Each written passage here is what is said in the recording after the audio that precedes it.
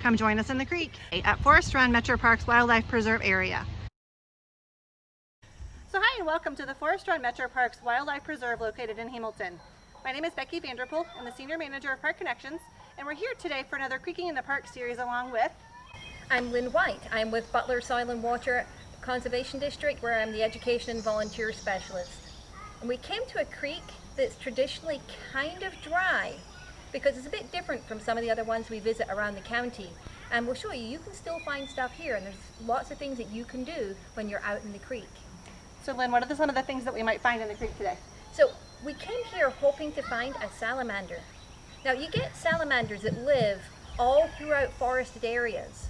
But at this time of year, you can sometimes find juvenile salamanders, basically baby salamanders, that live in the creek.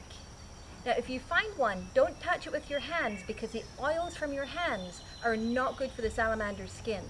So if you see one, just use your eyes and then leave it be. So let's head out in the creek and see what we can find today. Hopefully a salamander and other things too. Join us and then come out on your own and see what you can find in the creek here at Forest Run. So there's not much water in the creek, but it's still really good habitat for lots and lots of animals. And when we were turning over rocks, we managed to find a baby salamander.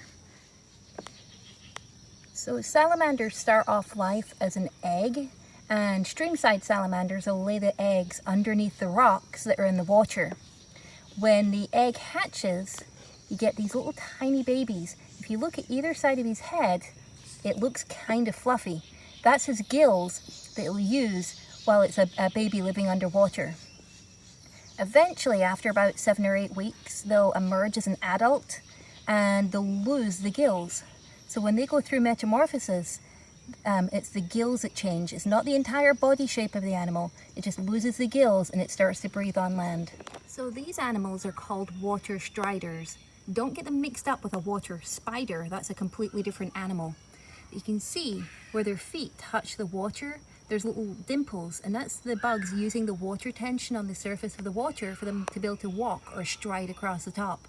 And they can move very fast. It might not look like it now, but if you try and catch them, they do move really fast across the surface.